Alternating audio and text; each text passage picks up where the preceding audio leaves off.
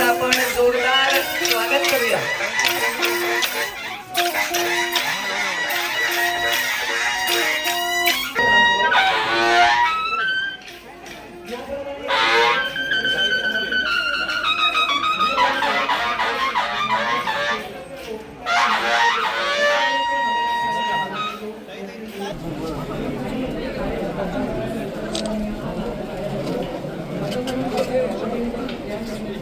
शाळेत जायचं, नवीन छत्रीही मिळणार म्हणून आनंद आहे। सगळं नवीन एकदा नवीन एकदा मित्रांना दाखवतो म्हणून मला असते उत्सुकता। नवीन मित्र, नवीन शिक्षक कोण देणार म्हणून मला असते जागरूकता।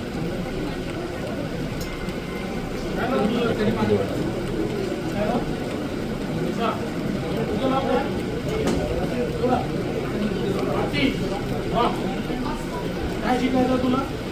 भविष्यात काय व्हायचं? काय शिकणार? तुला काय शिकायचं? काय व्हायचं तुला? पोलीस व्हायचं आहे? Very good. तुला पोलीस व्हायचं.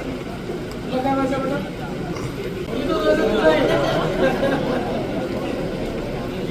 शिक्षक कोणाला व्हायचं? शिक्षक फोन कर रहे हैं।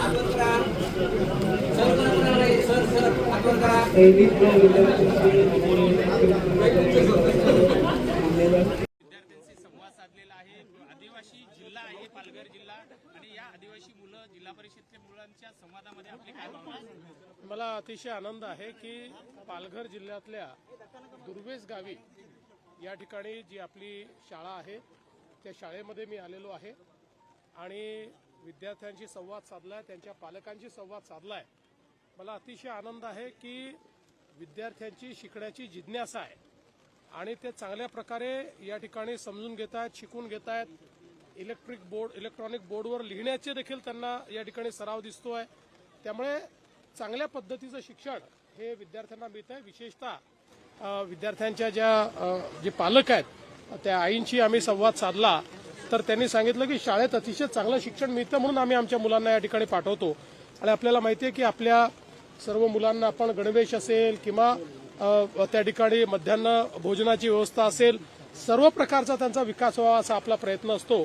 आणि आज या शाळेच्या प्रवेशाच्या पहिल्या दिवशी संपूर्ण महाराष्ट्रामध्ये वेगवेगळ्या ठिकाणी आमचे सगळे मंत्री, प्रमुख नेते, आमदार हे शाळेमध्ये अशा प्रकारचा कार्यक्रम करतायत, विद्यार्थ्यांचं स्वागत करतायत, जेणेकरून विद्यार्थ्यांमध्ये आणि पालकांमध्ये देखील शिक्षणाच्या प्रती गोडवा तयार व्हावा।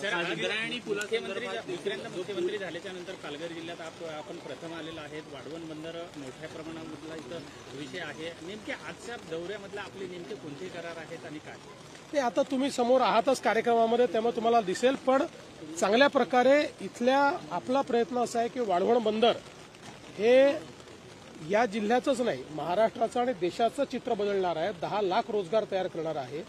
पण या रोजगारामध्ये सर्वाधिक भूमिपुत्रांना फायदा झाला पाहिजे। पालघर जिल्ह्यातल्या माझ्या मासेमारी करणाऱ्या माझ्या आदिवासी बंधूंना हा फायदा झाला पाहिजे, या दृष्टीने हे सगळे करार आहेत।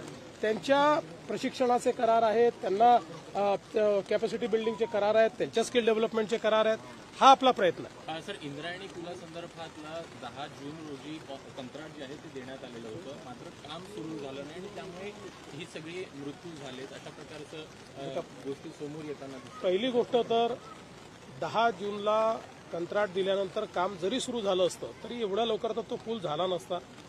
याच्यामध्ये जिल्हाधिकाऱ्यांनी हा जो पूल आहे हा धोकादायक आहे अशा प्रकारची घोषणा केली होती। गावकऱ्यांनीही तिथे पाटी लावली होती की हा पूल धोकादायक आहे। दुर्दैवाने पर्यटक त्या ठिकाणी आले, काही प्रमाणात अनेक वेळा अशा गोष्टींकडे फार लक्ष आपण देत नाही, म्हणजे कोणाची चूक नाही आहे त्याच्यामध्ये, पण किंवा इतका तो कमकुवत झाला असेल असं कदाचित त्यांच्या लक्षात आलं नसेल, तर पर्यटक त्या ठिकाणी गेले। आता यातनं मला असं वाटतं की भविष्याकरता शिकण्यासारख्या गोष्टी आहेत।